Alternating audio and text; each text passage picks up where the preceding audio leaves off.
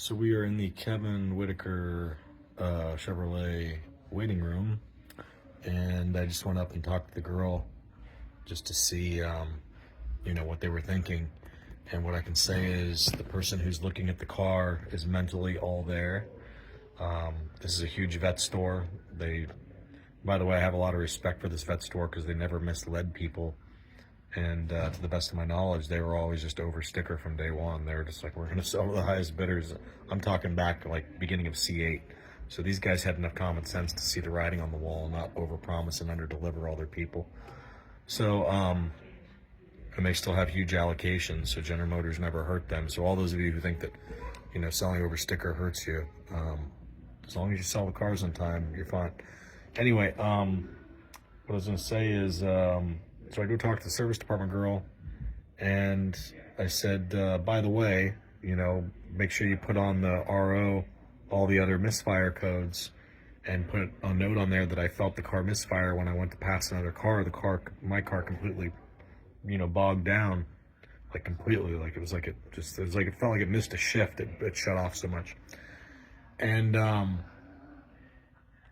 she's like, yeah. She's like, that's actually what our tech said. He said it's not the P0315 that's the issue. She said the misfire was the issue that caused P0315. Okay, so now the Chevrolet store is in agreement with me, guys. So I have a theory here.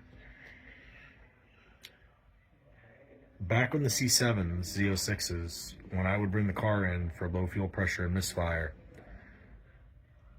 then the car would suddenly change. And this was on all C7s. You'd bring it in one time for the misfire, low pressure fuel system, and then the car would change. And after that,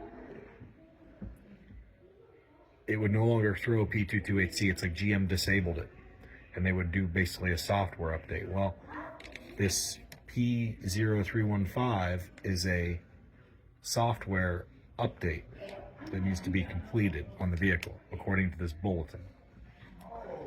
Ironically, the Chevrolet store said they're not even going to do that. Now, maybe they will. Maybe the girl doesn't know what she's talking about. But she's like, the technician says that's not even going to solve your problem. You've got a much bigger problem. Your car misfired for no reason when you went wide open throttle. Well, these guys are all there mentally. They know what's going on. But what they don't understand is that it's the cold weather and sea level that caused it to occur. And the reason why I'm so adamant about bringing my car in today is because it's still got the same fuel in the tank that it had. It's still got, the engine's still the same. That way nobody can say I altered the motor or altered the throttle bodies or altered the air box or altered, the fuel. It's straight 93 from the gas station this morning. And when I got down, GM can see all that in the logs. They can see where your gas gauge is. They can see if you add extra fuel of any contaminating kind or add anything.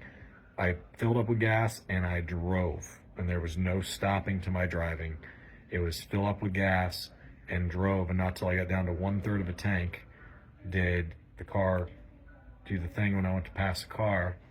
And it really caught me off guard because I wasn't going that fast. I was wide open throttle to pass the other car, but I wasn't going that fast when it did it. So I'm really curious about this. Anyway, really long story short, if it's what I think it is, this is what the whole two fuel pumps is all about. So it's not just going to be me who discovers this, it's going to be a lot of other people too. This is going to be a problem potentially across the board on all C8 Z06s. So I just wanted to throw that out there, guys. This is what I was ranting about when I first bought the car, and everybody said I was batshit crazy. Now it's cold outside. And it's really weird. I woke up just, like I said, I woke up this morning in the middle of the night last night and just wide awake, just completely content. And so I made a video, and then it's like, there's no way I'm going to fall back to sleep now. I'm kind of hungry. Might as well just drive up towards the mountains today and go spend the day in the mountains. And then at the same, as I'm driving, before the car threw the code,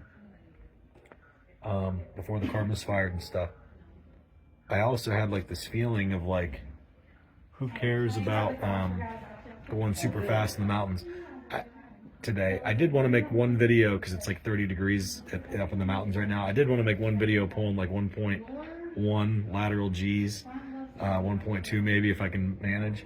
That's one of the reasons why I wanted to go up there, is because, you know, make fun of these people that say they need winter tires, 30 degrees outside, and I'm pulling more lateral G's than they can when they go to Ron Fellows.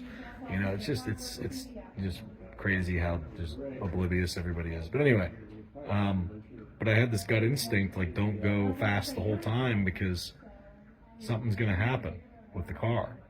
And it didn't make sense because I just got the oil changed yesterday. I just got the transmission filter replaced yesterday. I'm like, I shouldn't have any issues. And sure enough, I go to pass a car and this happens. Oh, so the one thing I need to tell you is the guy who put up the bullet, he had the fix done, the reflash, his transmission ends up locking up or going bad or something. And by the way, this P0315 crankshaft position system variation not learned, apparently that can have an effect on the transmission. So this whole thing, after the car backfires, it can cause your transmission to apparently fail. Think about that for a second, okay? So if the transmission locks up when you're in the curve in the mountains, you can die, guys. So those of you like, oh, who cares? Who cares? You're such a baby. Like, you guys don't get it yet. And what's crazy is if somebody else dies, you guys are never going to think anything of it. General Motors is never going to come forward and say, hey guys, we pulled the engine codes on that car and we looked up the history, and I'll be damned, it misfired right before the guy wrecked and went off the mountain and his transmission locked up and blah, blah, blah. You know, they're not going to tell you. So those of you who are like, oh, who cares? Yeah, who cares? I'll tell you, my gut's just been telling me I need to be done with Z06s. And remember, I have that third one that only has 300 miles on it. It's just sitting in storage, which was going to be the one to replace this one. My gut is just saying, be done with it. Be done with the car. Like, I've been protected long enough to learn what I needed to learn, and I'm not gonna receive protection anymore on this car. It's like, now it's me playing Russian roulette to continue to drive this thing. Oh, we're gonna sue you, Brandon. Yeah, sue away, Mark Royce. Sue me. Wait till we go pick up the C7 Z06 soon and we show that car still has its problem. The dealership up there doesn't know what they're talking about. Just wait. You guys have no clue. I'm so sick of the bullshit. You're the bad guy, Brandon. Yeah, maybe the cars suck.